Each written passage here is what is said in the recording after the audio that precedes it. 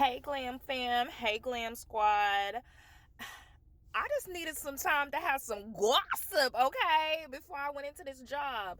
So it's been a few days. What it happened on no, it happened on Juneteenth. It happened on Saturday because everybody was like, on Juneteenth on this land, on some real Cicely Tyson shit, right? On this land, y'all gonna be fighting on Juneteenth. So I came up over here to talk about Toy Story and Baby Bop. Yeah. So we all know what happened. I'm not even about to run down all that shit. But well, we know what happened with Toy Story, right? So I'm not about to run down the shit that happened last summer. But I don't understand how we literally saw Megan with bullet holes in her feet, saw the bullet holes, saw her limping around. Yeah, she was in the club, but whatever. We saw her in the video literally limping in the club on that fucking foot. Saw the stitches get taken out. She posted shit from when she was in the doctor getting it checked. Like, the fact that people don't believe that she was shot is weird because we literally saw it happen in real. Like, we didn't see her get shot, but like we saw like helicopters surrounding them in LA.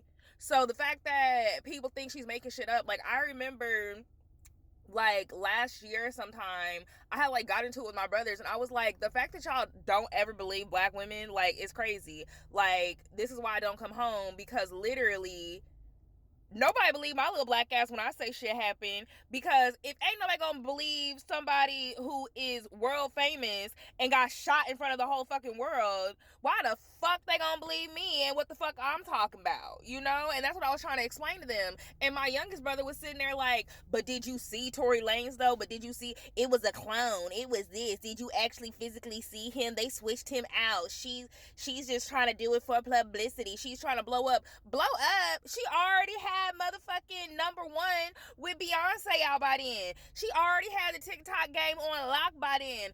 Sitting here trying to make some shit up for what?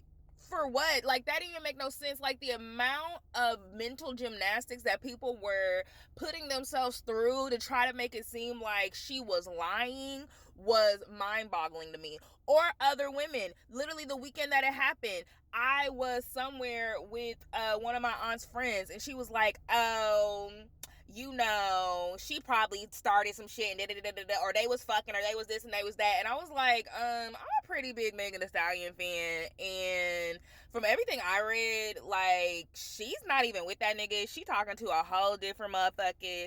Like, I don't think this is what y'all think it is. Like, that was the whole, around the whole time the whole Drea video dropped, where Drea was like, I want a nigga to wanna shoot me.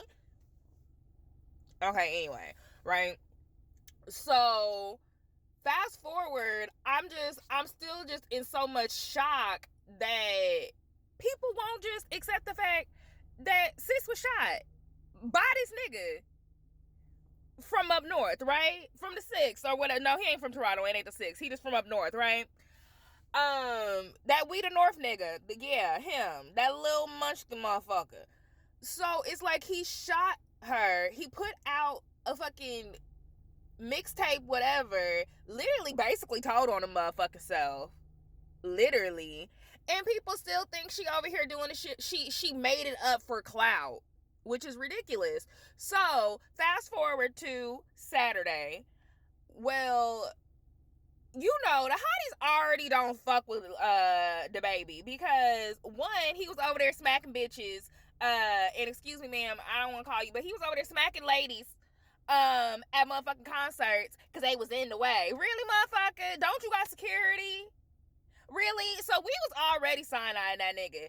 And the fact that Megan was standing up to her own fan base when he was like, okay, girl, we cool on the baby features. We cool. We don't want it no more.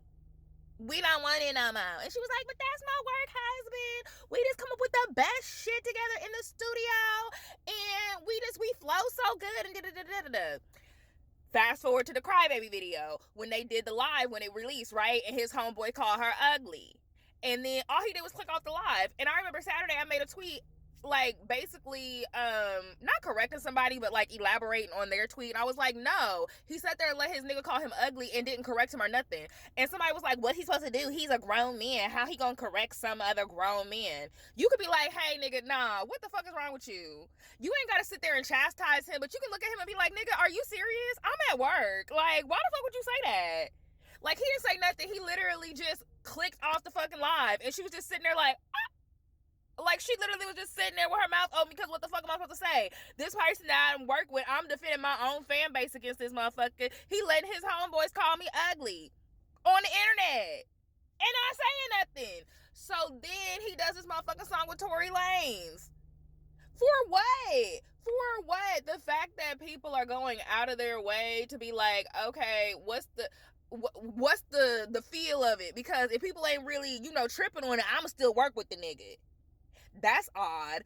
I'm just glad Megan finally said something and was like, you know what? Don't support me in private and then be kicking it with niggas that put my life at risk in public. Like, that's some old fuck ass industry shit, and I'm not on that industry shit. And then for the baby to sit there and be like, oh, it was the Illuminati, but he came for that shit tweets and tweets later because he was like, oh, you letting these people get in your feelings, get you in your feelings, let that shit go, don't listen to what these people saying. Nigga, we can see with our own two eyes that you collaborate with the nigga. She's more of the fact pissed off about that, but the fact that you went and retweeted some shit like, oh, they only get along because they can shoot niggas and get away with it, so that Twitter just randomly retweeted that for you, huh? Oh, okay.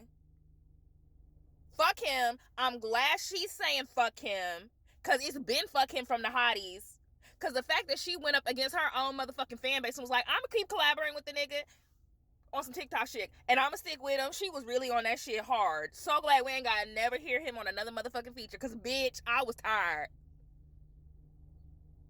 I ain't listened to a motherfucking feature from that nigga on a Megan Song since Cash shit. And that's been a minute. Okay?